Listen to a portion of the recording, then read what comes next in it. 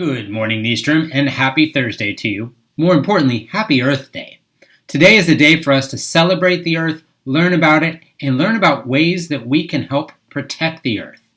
So before we talk about that, let's take a moment and look at these beautiful pictures from around the globe, really reminding us what a spectacular environment we have and why we need to protect it.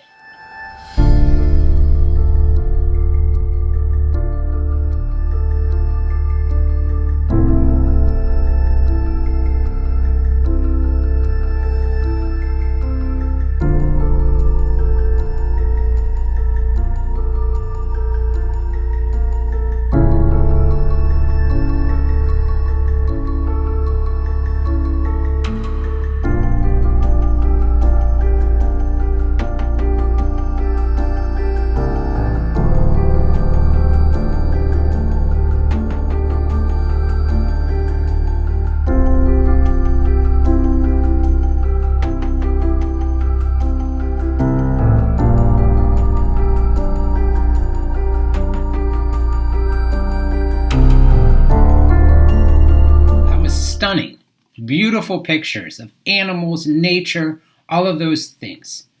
But now, just a couple seconds later, let's look at these pictures of what we as humans have done to the Earth and to the environment.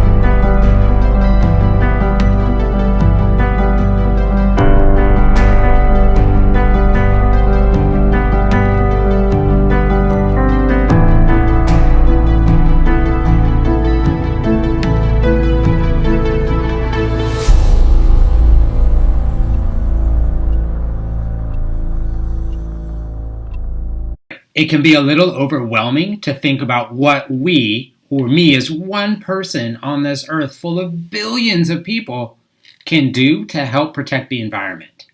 But here's a suggestion and a place to start.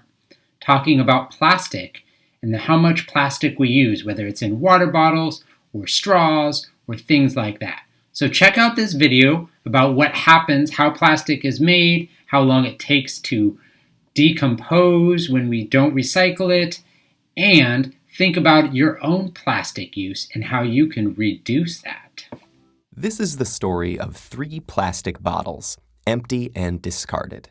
Their journeys are about to diverge, with outcomes that impact nothing less than the fate of the planet. But they weren't always this way. To understand where these bottles end up, we must first explore their origins. The heroes of our story were conceived in this oil refinery. The plastic in their bodies was formed by chemically bonding oil and gas molecules together to make monomers. In turn, these monomers were bonded into long polymer chains to make plastic, in the form of millions of pellets. Those were melted at manufacturing plants and reformed in molds to create the resilient material that makes up the triplets' bodies. Machines filled the bottles with sweet, bubbly liquid, and they were then wrapped, shipped, bought, opened, consumed, and unceremoniously discarded. And now here they lie, poised at the edge of the unknown. Bottle 1, like hundreds of millions of tons of his plastic brethren, ends up in a landfill. This huge dump expands each day as more trash comes in and continues to take up space.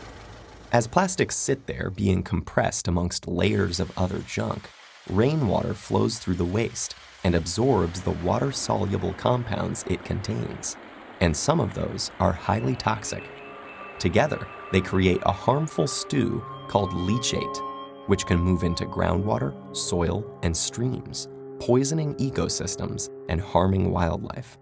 It can take bottle 1 an agonizing 1,000 years to decompose.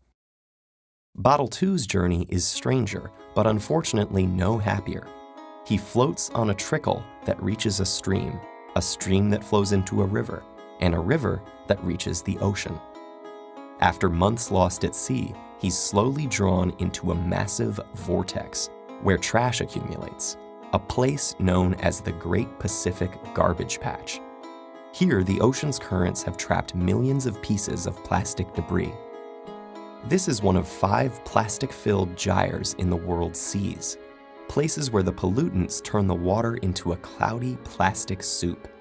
Some animals, like seabirds, get entangled in the mess. They and others mistake the brightly colored plastic bits for food.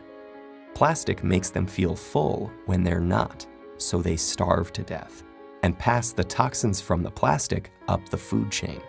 For example, it's eaten by lanternfish. The lanternfish are eaten by squid. The squid are eaten by tuna, and the tuna are eaten by us.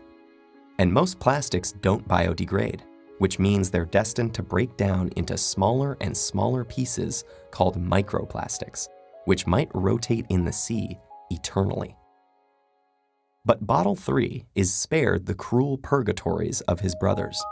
A truck brings him to a plant where he and his companions are squeezed flat and compressed into a block. Okay, this sounds pretty bad too, but hang in there. It gets better. The blocks are shredded into tiny pieces, which are washed and melted so they become the raw materials that can be used again. As if by magic, Bottle 3 is now ready to be reborn as something completely new.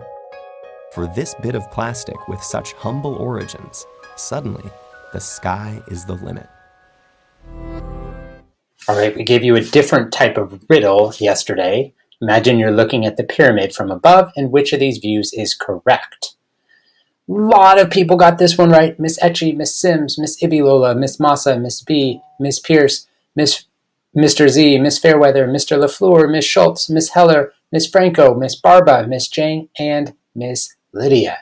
And if you do look closely at the numbers, the circle number 4 has purple, then blue, green, yellow, and red, and that is the same order as the pyramid. So another different type of riddle here. What number is missing? So if you look at the top 9, the next one, 1, and the next one, you tell me, and we will share that on Friday morning. For today, remember those 4 B's. Be responsible, be respectful, be safe, and be honest. Have a great day or not. The choice is yours.